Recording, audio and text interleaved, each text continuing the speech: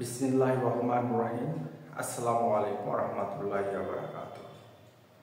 তাহলে আমরা এখন ম্যাট্রিক্সের বিয়োগটা দেখব। দেখো, ঠিক আগে যে ম্যাট্রিক্সটা ছিল ওইটাই। তাহলে এখানে শুধু a প্লাস b ছিল, আমি এখানে প্লাস দিয়েছি, আর এখানে a মাইনাস b আছে, এখানে মাইনাস দিয়েছি। আমরা এখন ম্যাট্রিক্সের বিয়োগটা দেখব। দেখো, ম্যাট্রিক্সের যোগ আর বিয়োগ একই টাইপেরই হয়, ইকুয়াল দিলাম। তাহলে এখানে কত আছে 3, এই চিহ্নটা দিয়ে এটাকে আমি গুণ করে দেব, -1। এখানে কত -4, এই চিহ্নটা দিয়ে এটাকে গুণ করে দাও, -2। এইটা লিখে 3, এটা হচ্ছে 2, এইটা দিয়ে এটা গুণ করো, মাইনাস মাইনাসে +2। দেখো, এই যে 9টা ভুক্তি আছে, এই ভুক্তির সাথে মাইনাস গুলো ইনটু অবস্থায় আছে।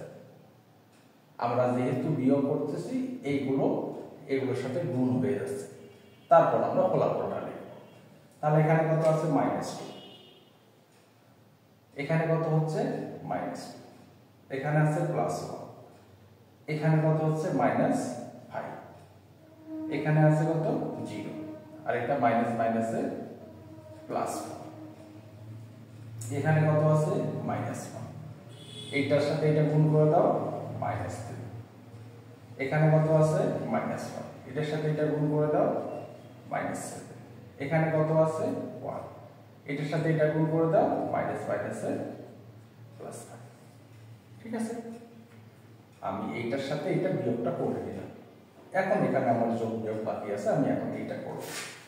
এখানে যদি যোগ বিয়োগ করি, আমি 3 এর থেকে 1 বাদ দাও, 2, -4 -2 -6, 2 2 যোগ করলে কত হয় 4, -2 -2 -4, এটার সাথে এটা -4, এটা যোগ করলে, তাহলে এটা বিয়োগ করো, -4, আর এটা -3, এটা 6।